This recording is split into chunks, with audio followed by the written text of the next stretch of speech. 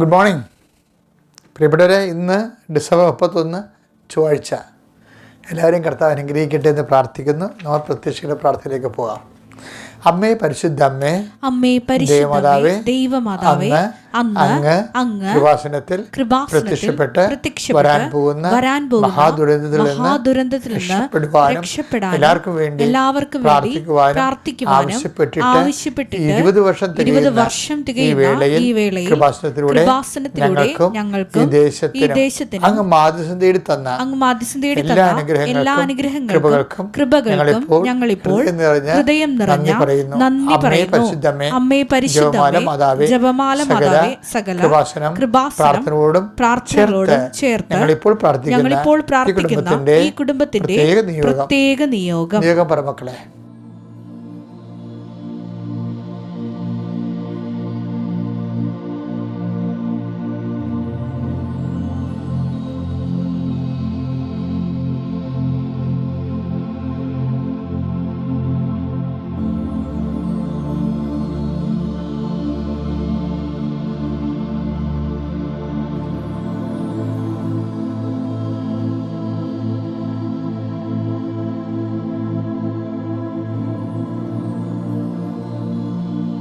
അമ്മയുടെ പ്രത്യക്ഷീകരണത്തിന്റെ ഈ ദ്വാദശക വേളയിൽ ഞങ്ങൾക്ക് സാധിച്ചു തരുവാൻ കനിയണമേ.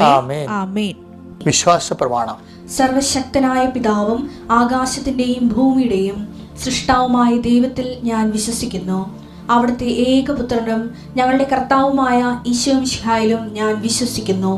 ഈ പുത്രൻ പരിശുദ്ധാത്മാവിനാൽ ഗർഭസ്ഥനായി കന്യകാമറിയത്തിൽ നിന്ന് പിറന്ന് പൊന്തിയോസ് പീലാത്തോസിന്റെ കാലത്ത് പീഡകൾ സഹിച്ച് കുരിശിൽ തറയ്ക്കപ്പെട്ട് മരിച്ച് അടക്കപ്പെട്ട് പാതാളങ്ങളിൽ ഇറങ്ങി മരിച്ചവരുടെ ഇടയിൽ നിന്ന് 3-ാം നാൾ ഉയർത്ത് സ്വർഗത്തിലേക്ക് എഴുന്നള്ളി സർവശക്തിയുള്ള പിതാവായ ദൈവത്തിന്റെ വലതുഭാഗത്തിരിക്കുന്നു.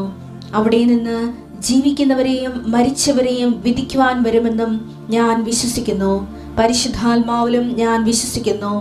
വിശുദ്ധ കത്തോലിക്കാ സഭയിലും പുണ്യവാന്മാരുടെ ഐക്യത്തിലും പാപങ്ങളുടെ മോചനത്തിലും ശരീരത്തിന്റെ ഉയർപ്പിലും നിത്യമായ ജീവിതത്തിലും ഞാൻ വിശ്വസിക്കുന്നു. ആമേൻ. സ്വർഗ്ഗസ്ഥനായ ഞങ്ങളുടെ പിതാവേ, അങ്ങയുടെ നാമം പൂജിതമാകണമേ. അങ്ങയുടെ രാജ്യം വരണമേ. അങ്ങയുടെ തിരുമനസ് സ്വർഗത്തിലെ പോലെ ഭൂമിയിലും ആകണമേ. അന്നു വേണ്ടുന്ന ആഹാരം ഇന്ന് ഞങ്ങൾക്ക് തരണമേ. ഞങ്ങളോട് തെറ്റ് ചെയ്യുന്നവരോട് ഞങ്ങൾ ക്ഷമിക്കുന്നത് പോലെ ഞങ്ങളുടെ തെറ്റുകൾ ഞങ്ങളോടും ക്ഷമിക്കണമേ. ഞങ്ങളെ പ്രലോഭനത്തിൽ ഉൾപ്പെടുത്തരുതേ, തിന്മയിൽ ഞങ്ങൾ രക്ഷിക്കണമേ. ആമേൻ. നന്മ നിറഞ്ഞ മറിയമേ, സ്വസ്തി. കർത്താവ് അങ്ങയുടെ കൂടെ സ്ത്രീകളിൽ അങ്ങ് അനുഗ്രഹിക്കപ്പെട്ടവളാകുന്നു. അങ്ങയുടെ ഉദരത്തിൻ ഫലമായി ഈശോ അനുഗ്രഹിക്കപ്പെട്ടവനാകുന്നു. പരിശുദ്ധ മറിയമേ, തമ്പുരാന്റെ അമ്മേ, പാപികളായ ഞങ്ങൾക്ക് വേണ്ടി ഇപ്പോഴും ഞങ്ങളുടെ മരണസമയത്തും തമ്പുരാനോട് അപേക്ഷിക്കണമേ. ആമേൻ. നമുക്ക് അനുദിന അനുഗ്രഹ പ്രാർത്ഥനയിലേക്ക് പോകാം. കർത്താവേ, എല്ലാ ഭൂഖണ്ഡങ്ങളുടെയും ദൈവമേ, ഈ പ്രാർത്ഥന ആരെല്ലാം ഭൂമിയുടെ അതിർത്തികൾ വരെ കേൾക്കുന്നുവോ അവിടെയെല്ലാം നിന്റെ തിരുമുറുപാടുന്ന വലതുകരത്തിൻ്റെ ആശീർവാദം നൽകണമെന്ന് പ്രാർത്ഥിക്കുന്ന കർത്താവെ, കരയിലും കടലിലും കൃപാസനം നടത്തിയിട്ടുള്ള അങ്ങയുടെ നിർദ്ദേശപ്രകാരം നടത്തിയിട്ടുള്ള ആയിരക്കണക്കിന് ധ്യാനങ്ങളുണ്ട് ഈശോയെ. അതിൻ്റെ ആസ്തി ഭദ്രതയിൽ അങ്ങയുടെ മക്കളെ നീ ആശീർവദിക്കാൻ പ്രാർത്ഥിക്കുന്ന ഈശോയെ. കർത്താവെ, ജനലക്ഷങ്ങൾ പങ്കെടുക്കുന്ന ജപമാല റാലി പ്രാർത്ഥിച്ചു കൂട്ടിയ കോടിക്കണക്കിന് ജപമാലയുടെ ആസ്തി ഭദ്രതയിൽ അങ്ങയുടെ മക്കൾക്ക് വേണ്ടി പ്രാർത്ഥിക്കുന്ന കർത്താവെ, ലൈറ്റക്കാൻ്റെ പേർ റിക്വസ്റ്റ് പ്രാർത്ഥിക്കുന്ന മുഴുവൻ മക്കളെ ഞങ്ങൾ ആശ്രയിച്ചുകൊണ്ട് പ്രാർത്ഥിക്കുന്ന ഈശോയെ. ഓൺലൈൻ ഉടമ്പടി എടുത്ത് പ്രാർത്ഥിക്കുന്ന മുഴുവൻ മക്കളെ ആശ്രയിച്ചുകൊണ്ട് പ്രാർത്ഥിക്കുന്ന കർത്താവെ, കൃപാസനത്തിൽ വന്ന് ഉടമ്പടി എടുക്കുകയും ഇന്ന് ഉടമ്പടിയുടെ കാലം കഴിയുമ്പോൾ ആധ്യാത്മിക ശൈത്യത്തിലേക്ക് ആരെങ്കിലും പോയിട്ടുണ്ടെങ്കിൽ അവരെ കൂടി കർത്താവെ പരിശുദ്ധാത്മാവിനെ ഒരു അഭിഷേകം ചെയ്യുന്നത് പ്രാർത്ഥിക്കുന്നു. കർത്താവിൻ്റെ ശക്തി നിങ്ങൾ ആവശ്യിക്കട്ടെ. നിങ്ങൾ കർത്താവിൻ്റെ ശക്തി പ്രത്യേകമായ ഭയങ്ങൾ, സാമ്പത്തിക ഭയങ്ങൾ, ശാരീരികമായ രോഗത്തിൻ്റെ ഭയങ്ങൾ മൂലം നഷ്ടധൈര്യരായിട്ട് പ്രാർത്ഥിക്കുവാനോ ഉടമ്പടി പാലിക്കുവാനോ പോലും പറ്റാതെ മനസ്സിടിഞ്ഞു പോരുണ്ട് ഈശോയെ. പല ആൾക്കാരുടെ പലതരത്തിലുള്ള ഭീഷണികൾ ഞെരുങ്ങിപ്പോകുന്നുണ്ട് ഈശോയെ. സാമ്പത്തിക ഞെരുക്കം ബാധിച്ചിട്ടുള്ള ആൾക്കാരുണ്ട് ഈശോയെ. അതുപോലെ ഡോക്ടർമാർ ഓരോ ടെസ്റ്റുകൾ പറയുമ്പോഴും കർത്താവ് ടെസ്റ്റുകൾ പല ടെസ്റ്റുകൾ നടത്തുന്നുണ്ടെങ്കിലും ആ ടെസ്റ്റുകളൊന്നും രോഗമില്ല, ആ പറയുന്ന രോഗമില്ലെങ്കിലും ശരീരത്തിന് അവശത മാറാത്ത രീതിയിൽ വേറെ ഏത് അജ്ഞാതമായ രോഗങ്ങളാണ് തനിക്കുള്ളതെന്ന് വിചാരിച്ചുകൊണ്ട് ത്രിസംഖ്യരായിരിക്കുന്ന മക്കളുണ്ട് ഈശോയെ. അവരെ ഇപ്പം നീ ഇന്നത്തെ ദിവസം നീ സ്പർശിക്കണം കർത്താവേ. ഗർഭിണികളെ സ്പർശിച്ച് പ്രാർത്ഥിക്കുന്നു ഈശോയെ. അമ്മയും കുഞ്ഞും ആരോഗ്യമായിരിക്കാൻ ജനിതകമായ തകരാറുകളിൽ പെട്ടുകൊണ്ട് ഹാർട്ടിന് ഹോളും ഗർഭസ്ഥ ശിശുവിന് വളർച്ചക്കുറവും തൂക്കക്കുറവുള്ള എല്ലാ മക്കളെയും ഗർഭശിശുക്കളെയും സംബന്ധിച്ച് പ്രാർത്ഥിക്കുന്ന കർത്താവേ. ദൈവത്തിൻ്റെ കരുണ, മെനിഞ്ചൈറ്റിസ് രോഗങ്ങൾ, അതുപോലെ മൈഗ്രെയിൻ രോഗങ്ങൾ, വിട്ടുമാറാത്ത രോഗങ്ങൾ, മാരക രോഗങ്ങൾ, തീരാവേദികൾ, ജീവിത ദുരിതങ്ങൾ യേശു ക്രിസ്തുവിൻ്റെ ഉന്നതമായ നാമത്തിൽ കൃപാസ്ഥാനത്താറ് ജീവനോടെ പ്രത്യക്ഷപ്പെട്ട പരിശുദ്ധ അമ്മയുടെ മാധ്യസ്ഥത്തിൽ മാറി ഈശോയുടെ നാമത്തിൽ മാറിപ്പോട്ടെന്ന് പ്രാർത്ഥിക്കുന്നു. അധ്വാനിക്കുന്നവനെ, ഭാരം വഹിക്കുന്നവനെ എൻ്റെ അടുക്ക വരിക, ഞാൻ നിങ്ങളെ ആശ്വസിപ്പിക്കാതെ അട ചെയ്തുകൊണ്ട് ആശ്വാസത്തിൻ്റെ വാഗ്ദാനം നൽകിയ നിൻ്റെ ആശ്വാസം ഞങ്ങൾ വിശ്വസിച്ചുകൊണ്ട് കർത്താവെ പ്രാർത്ഥിക്കുന്ന മക്കൾക്ക് ഇന്ന് തന്നെ കർത്താവെ അവരുടെ എല്ലാ ജീവിത പ്രാരാബ്ധം കുഴങ്ങിയ മക്കളുണ്ട് ഈശോയെ. കുരുക്കിൽപ്പെട്ട മനുഷ്യരുണ്ട് കർത്താവെ. അവർക്കെല്ലാം കുരുക്കഴിച്ചുകൊണ്ട് കർത്താവെ അവരെ കുഴക്കത്തിൽ നിന്നും കർത്താവെ കൊടിഞ്ഞ ചേറ്റിൽ നിന്ന് അവരെ കരയേറ്റിക്കൊണ്ട് കർത്താവെ പത്രോസിനെ നീ കടലിൽ നിന്ന് പിടിച്ച് കയറ്റിയ പോലെ കർത്താവെ കടഭാരങ്ങളിൽ നിന്നും കർത്താവ് രോഗഭാരങ്ങളിൽ നിന്നും കർത്താവ് ജീവിത ദുരിതങ്ങളിൽ നിന്നും തമ്മിൽ പിരിഞ്ഞ് താമസിക്കുന്നവരെ ഇങ്ങനെ വ്യത്യസ്തങ്ങളായ ജീവിത കുടുംബപരമായ നരകയാതന അനുഭവിക്കുന്ന എല്ലാ മക്കളും യേശുക്രിസ്തു സംരക്ഷിക്കപ്പെടുകയും ചെയ്യട്ടെ കർത്താവെ. പഠിക്കാത്ത കുഞ്ഞുങ്ങൾ തെറ്റായ പ്രണയത്തിൽ ബന്ധപ്പെട്ടിരിക്കുന്നത് ജീവിതകാലം മുഴുവനും നാശക്കോടാലിയായി ജീവിക്കുന്നവർ, അതുപോലെ തന്നെ തൊഴിലില്ലാത്തവർ, തൊഴിൽ തേടി അലയുന്നവർ, തൊഴിൽ നഷ്ടപ്പെട്ടവർ കർത്താവ് അവരെല്ലാം കണ്ണീരോടെ കുടുംബത്തിൽ എങ്ങനെ ജീവിക്കും, എങ്ങനെ ഭക്ഷണം കഴിക്കും, എങ്ങനെ മാന്യതയോടെ ജീവിക്കും എന്ന് വിചാരിച്ചുകൊണ്ട് പരിഭ്രമിക്കുകയും വേദനിക്കുകയും ചെയ്യുന്നുണ്ട് ഈശോയെ. അവരെല്ലാം നീ ആശ്വസിപ്പിക്കുകയും ഇന്ന് ഞങ്ങൾ എവിടെയെല്ലാം പോകുന്നുവോ, എന്തെല്ലാം സംസാരിക്കുന്നുവോ, ആരോടെല്ലാം ഇടപെടുന്നുവോ, ജീവിതയാപനയ്ക്ക് വേണ്ടിയുള്ള നട്ടോട്ടങ്ങളിൽ കർത്താവെ നിസ്സഹായരായി നിൽക്കുന്നവരെ നീ സന്ധിക്കണം പ്രാർത്ഥിച്ചുകൊണ്ട് എൻ്റെ കർത്താവിൻ്റെ ഉന്നതമായ നാമത്തിൽ സഭയുടെ അധികാരത്തിൽ കുരിശിൻ്റെ അടയാളത്തിൽ ദൈവകൃപ നിന്നിലേക്ക് ആവശ്യിക്കട്ടെ. Lord infuse your spirit of power and grace.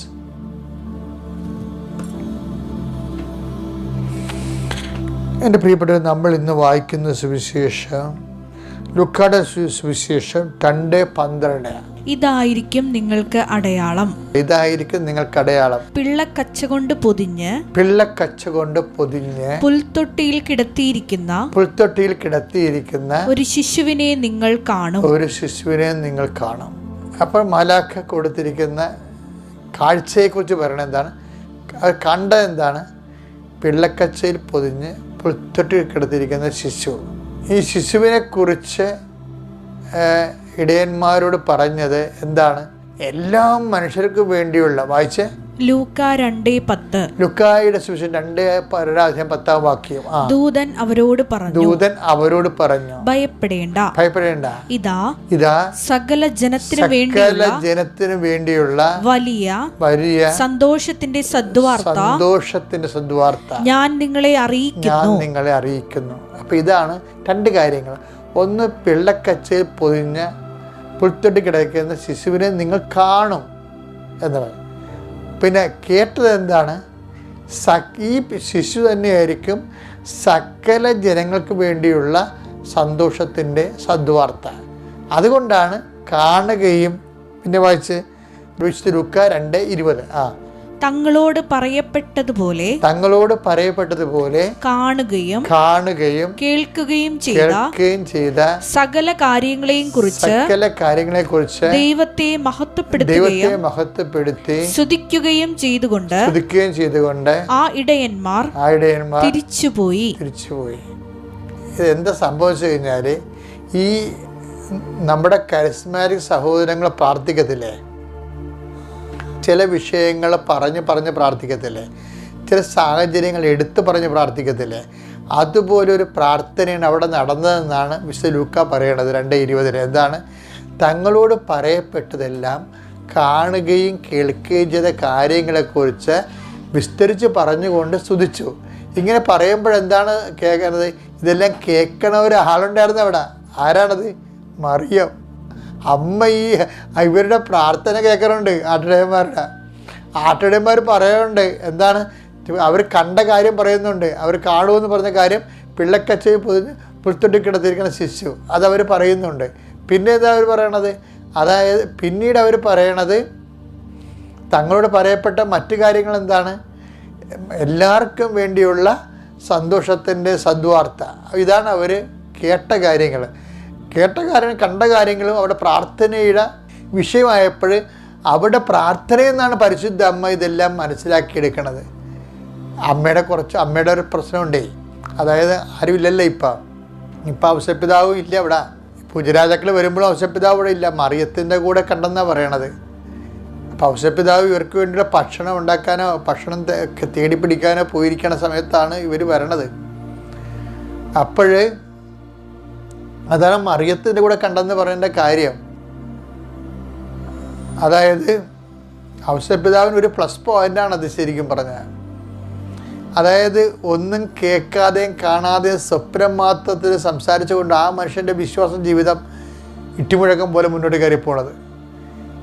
ഇതെല്ലാം കണ്ടും കേട്ടുമാണ് പരിശുദ്ധ അമ്മ ഹൃദയത്തിൽ ചിന്തിച്ച് ഔസപിതാവിനോട് പോലും ഇത് പറയുന്നില്ല എന്നൊരു സൂചന അതിനകത്ത് അണ്ടർസ്റ്റുഡാണ്. അവർ സ്വകാര്യമായിട്ട് ഈ ആട്ടിടയന്മാർ പറഞ്ഞ് പ്രാർത്ഥിച്ച കാര്യങ്ങളെ മറിയം ഹൃദയത്തിൽ സംഗ്രഹിക്കുകയാണ്.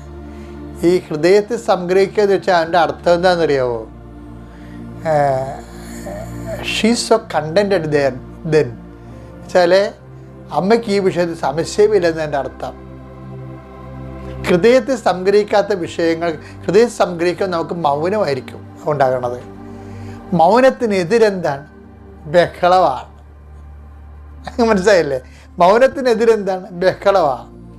നമുക്ക് ചില കാര്യങ്ങളെക്കുറിച്ച് തർക്കം വരും, ബഹളം വരും.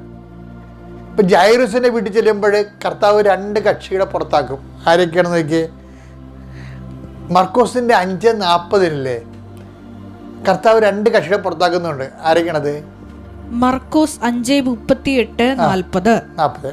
അവർ സിനഗോഗ് അധികാരിയുടെ വീട്ടിലെത്തി.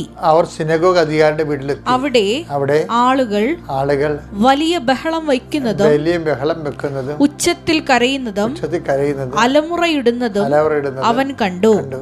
അവനാകട്ടെ അവരെ എല്ലാവരെയും പുറത്താക്കി. ഈ ബഹളം വെച്ച് കഴിഞ്ഞാൽ അതിൻ്റെ അർത്ഥം പിന്നീട് അവർക്ക് വിശ്വാസമില്ല, അതുപോലെ തന്നെ ദൈവത്തിലുള്ള ആശ്രയം പോകും. അങ്ങനെ കുറേ കാര്യം ബഹളത്തിനുണ്ട്.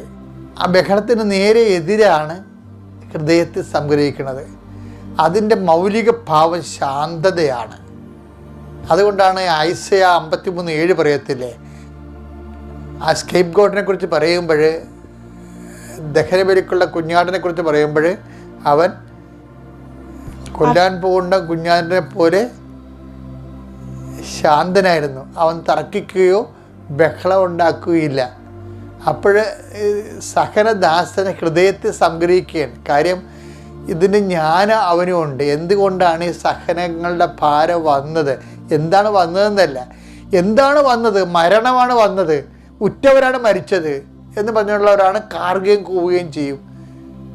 എന്തിനാണ് വന്നതെന്ന് അറിയണവർ ഹൃദയത്തിൽ സംഗ്രഹിക്കും. അപ്പോൾ ആദ്യത്തെ അറിവും രണ്ടാമത്തെ ജ്ഞാനവുമാണ്. അറിവിൽ നിന്ന് ബഹളം ഉണ്ടാകുകയും ജ്ഞാനത്തിൽ നിന്ന് ഹൃദയത്തെ സംഗ്രഹിക്കുകയും ചെയ്യും. അതുകൊണ്ടാണ് നമ്മൾ അമ്മയെ ബോധജ്ഞാനത്തിൻ്റെ സിംഹാസനം എന്ന് വിളിക്കുന്നത്. അറിയും ഇതെല്ലാം ആട്ടിടയന്മാരെ കണ്ടതും പ്രാർത്ഥനയിൽ അവർ പറഞ്ഞത്, കണ്ടെന്നും കേട്ടെന്നും പറഞ്ഞ കാര്യങ്ങളെല്ലാം അമ്മ ഹൃദയത്തിൽ സംഗ്രഹിക്കുകയാണ്. വിശ്വാസത്തിൽ സംശയങ്ങളുള്ളപ്പോഴാണ് നമുക്ക് ബഹളങ്ങൾ ഉണ്ടാകുന്നത്. വിശ്വാസത്തിൻ്റെ കണ്ടൻറ്റ് വൈസ് സംശയം കുറയുന്നതനുസരിച്ച് കൊണ്ട് ഫുൾ ആൻഡ് ഫുൾ വിശ്വാസം തന്നെ ആയിക്കഴിഞ്ഞാൽ അത് നേരെ ഇരുത്തം വന്ന നിശബ്ദതയിലേക്ക് പോകും നമ്മളെ. കാര്യം എന്താ? അതിൻ്റെ അപ്പുറത്തത് നമ്മൾ ആത്മജ്ഞാനത്താൽ ദൈവം നമ്മളെ കാണിക്കുന്നുണ്ട്. മറിയം അത് കാണുന്നുണ്ട്. അതുകൊണ്ടാണ് മറിയം നിശബ്ദയായത്. അതായത് ജീവിത പ്രശ്നങ്ങൾക്ക് മുമ്പിൽ ബഹളം വെച്ചാൽ ദൈവം നിന്നെ അവിശ്വാസിയായിട്ട് ബ്രാൻഡ് ചെയ്യും. ജീവിത പ്രശ്നങ്ങൾക്ക് മുമ്പിൽ വിശ്വാസത്തോട് ഏറ്റു പറഞ്ഞു കഴിഞ്ഞാൽ എൻ്റെ ദൈവത്തിന് ഈ വിഷയം ഞാൻ സമർപ്പിക്കുന്നു, ദൈവത്തിൻ്റെ ഇഷ്ടംപോലെ നിറവേറട്ടെ എന്ന് പറഞ്ഞാൽ ഹൃദയത്തിൽ സംഗ്രഹിക്കാൻ പറ്റും. അപ്പോൾ നമ്മുടെ ആധ്യാത്മികത ഈടിട്ടുള്ളതാകും. ദൈവം വിശ്വസിക്കുന്ന വ്യക്തിയായിട്ട് നമ്മൾ മാറും. ദൈവത്തെ വിശ്വസിക്കുന്ന വ്യക്തികളെക്കാളുപരി. Praise the Lord.